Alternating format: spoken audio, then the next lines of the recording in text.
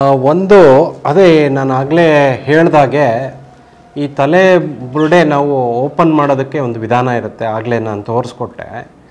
So ಆ ರೀತಿ ಅಂತ ಒಂದು ಟೆಕ್ನಿಕಲ್ಲಿ ಓಪನ್ ಮಾಡಿದರೆ ಅದನ್ನ ಸ್ಕಲ್ ವೋಲ್ಟ್ನ ಓಪನ್ ಮಾಡಿದರೆ ಇದು ಪೋಸ್ಟ್ ಮಾರ್ಟಮ್ ಆಗಿದೆ ಅಂಥೇಳಿ ಒಂದು ತಿಳಿಸ್ಕೊಡ್ಬೋದಾಗುತ್ತೆ. ಸೊ ಅದೇ ರೀತಿ ಈಗ ನೀವು ಇಲ್ಲಿ ನೋಡ್ಬೋದು. ಸೊ ಇದು ಅಸ್ಥಿಪಂಜರ, ಇದು ಎದೆಯ ಭಾಗ, ಇದು ಚೆಸ್ಟ್ ರಿಬ್ ಕೇಜ್ ಅಂತೇಳಿ ಹೇಳ್ತೀವಿ ನಾವು. ಪೋಸ್ಟ್ ಮಾರ್ಟಮ್ ಮಾಡುವಾಗ ಇದನ್ನ ಥೊರಾಕ್ಸ್ ಅಂತೇಳಿ ಕರಿತೀವಿ, ಅಥವಾ ಎದೆಯ ಭಾಗ. ಈ ಎದೆಯ ಭಾಗನ ನಾವು ಈ ಲೈನ್ನಲ್ಲಿ ನಾವು ಡಿಸೆಕ್ಟ್ ಮಾಡ್ತಾ ಹೋಗ್ತೀವಿ. ಈ ಲೈನಲ್ಲಿ ಯಾಕೆ ನಾವು ಕಟ್ ಮಾಡ್ತೀವಿ ಅಂತಂದರೆ ಇದು ಕಾರ್ಟಿಲೇಜ್ ಅಂತೇಳಿ ಇರುತ್ತೆ. ಸೊ ಕಾರ್ಟಿಲೇಜು ಅದು ಆಸಿಫೈ ಆಗದೆ ಹೋಗಿದ್ರೆ ಸೊ ಇದು ಈಸಿಯಾಗಿ ಕಟ್ ಮಾಡ್ಬೋದು.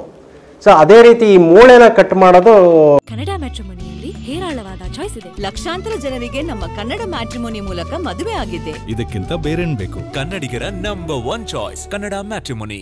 ಕಷ್ಟದ ಕೆಲಸ. ಓಕೆ, ಈ ಜಾಗದಲ್ಲಿ ನೀವು ಇಲ್ಲಿ ಕಾಣ್ತದೆ ಅಲ್ಲ, ಈ ಜಾಗದಿಂದ ನಾವು ಕಟ್ ಮಾಡಲಿಕ್ಕೆ ಶುರು ಮಾಡ್ತೀವಿ. ಅದಾದ ನಂತರ ಇದು ಎದೆಯ ಮೂಳೆ. ಸೊ ಇದು ಇದು ಎದೆಯ ಮೂಳೆ ಇರುತ್ತೆ. ಈ ಎದೆ ಮೂಳೆನ ನಾವು ಇದನ್ನ ಈ ರೀತಿ ಲಿಫ್ಟ್ ಮಾಡ್ತೀವಿ. ಇಲ್ಲೆಲ್ಲ ಮಾಂಸ ಎಲ್ಲ ಅಂಟ್ಕೊಂಡಿರುತ್ತೆ. ಇದನ್ನು ನಾವು ಕೈಯಲ್ಲಿ ಈ ರೀತಿ ಹಿಡಿದು ಇಲ್ಲಿದೆಲ್ಲ ಚಾಕುನಲ್ಲಿ ಕತ್ತರಿಸ್ತೀವಿ, ಅಥವಾ ಕತ್ತರಿಸ್ಬಿಟ್ಟು ಇದನ್ನು ಲಿಫ್ಟ್ ಮಾಡಿ. ಸೊ ಈ ರೀತಿ ಕೆಳಗಡೆಯಿಂದ ನಾವು ಫಸ್ಟ್ ರಿಬ್ನ ಕಟ್ ಮಾಡ್ತೀವಿ. ಈ ರೀತಿಯಾದ ಇದು ಫಸ್ಟ್ ರಿಬ್ಬು. ಇದನ್ನು ಕೆಳಗಿಂದ ಮೇಲೆ ನಾವು ಕಟ್ ಮಾಡ್ತೀವಿ. ಅದಾದಮೇಲೆ ಈ ಎದೆಯ ಮೂಳೆ ಏನಿದೆ ಅದನ್ನ ಸ್ಟರ್ನಮ್ ಅಂತ ಕರೀತಾರೆ. ಈ ಸ್ಟರ್ನಮ್ನ ನಾವು ಲಿಫ್ಟ್ ಮಾಡಿ ತೆಗೆದು ಈಚೆ ಇಟ್ಟು ಒಳಗಡೆ ಇರುವಂಥ ಒಂದು ಶ್ವಾಸಕೋಶ ಏನಿದೆ ಅದನ್ನು ನಾವು ಎಕ್ಸಾಮಿನ್ ಮಾಡ್ತೀವಿ. ಸೊ ಈ ರೀತಿಯಾಗಿ ಕಟ್ ಮಾಡಿದಾಗ ನಾವು ಇಲ್ಲ ಇದು ಪೋಸ್ಟ್ ಮಾರ್ಟಮ್ ಆಗಿರೋವಂಥದ್ದು ಅಂತೇಳಿ ಕೂಡ ನಾವು ಹೇಳಲಿಕ್ಕೆ ಒಂದು ಸಾಧ್ಯತೆ ಇರ್ತದೆ. ತಲೆಬುರುಡೆ ಸಿಕ್ಕ ಒಂದು ಸಂದರ್ಭದಲ್ಲಿ ಇದು ತುಂಬ ಹಳೆಯದು ಅಂತೇಳಿ ನಾನು ಹೇಳ್ಬೋದು. 1 ವರ್ಷದ ಒಳಗಡೆ ಸಿಕ್ಕರೆ ಆ ಮೂಳೆ ತುಂಬ ವಾಸನೆ ಇರ್ತದೆ. ಸೊ ಆ ಮೂಳೆನ ತಂದು ಒಂದು ಚೇಂಬರ್ಲಿಟ್ರೆ ಅಲ್ಲಿ ಯಾರು ಕೂಡ ಕೂತ್ಕೊಳ್ಳಿಕ್ಕೆ ಸಾಧ್ಯತೆ ಇಲ್ಲ, ಅಷ್ಟು ವಾಸನೆ ಇರ್ತದೆ. ಸೊ ಅದು ಫ್ರೆಶ್ ಅಂತೇಳಿ ನಾವು ಹೇಳ್ತೀವಿ.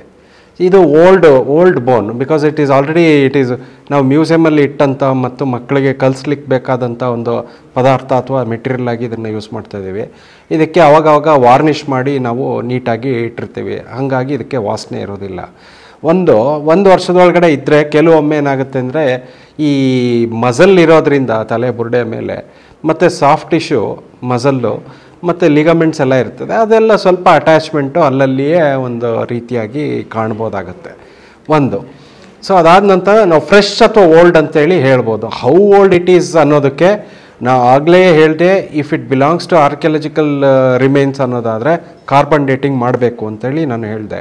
ಸೊ ಲೆಸ್ ದ್ಯಾನ್ 10 years ಇದ್ದರೆ ನಮಗೇನೆ ಸೇರುತ್ತೆ. ಸೊ ನಾವು ಅದನ್ನು ಎಕ್ಸಾಮಿನ್ ಮಾಡಬೇಕಾಗುತ್ತೆ. ಈ ಉದ್ದೇಶ ನಾನು ಯಾಕೆ ಹೇಳಿದೆ ಅಂತಂದರೆ, ನಾವು ಮುಂಡರ್ಗಿ ಕೇಸ್ನಲ್ಲಿ ಒಂದು 300 ಚಿಲ್ಲರೆ ಸ್ಕಲ್ ಸಿಕ್ತು. So it was a mass massacre ಅಂತೇಳಿ ಸ್ವಲ್ಪ ಅದ್ರ ಬಗ್ಗೆ ಮಾಹಿತಿ ಇತ್ತು. ಬಟ್ ಅವರು ಆರ್ಕಿಯಾಲಜಿಕಲ್ ಸೊಸೈಟಿಯವರು ಬಂದು ಅದನ್ನು ಪರೀಕ್ಷೆ ಮಾಡಿದಾಗ ಸ್ಪಾಟ್ನಲ್ಲಿ, so they came to a conclusion it is of old remains ಅಂತೇಳಿ. ಸೊ ಅದನ್ನು ಅಲ್ಲಿಗೆ ಶೋಧ ಕಾರ್ಯ ಮುಗಿಸಿದ್ರು.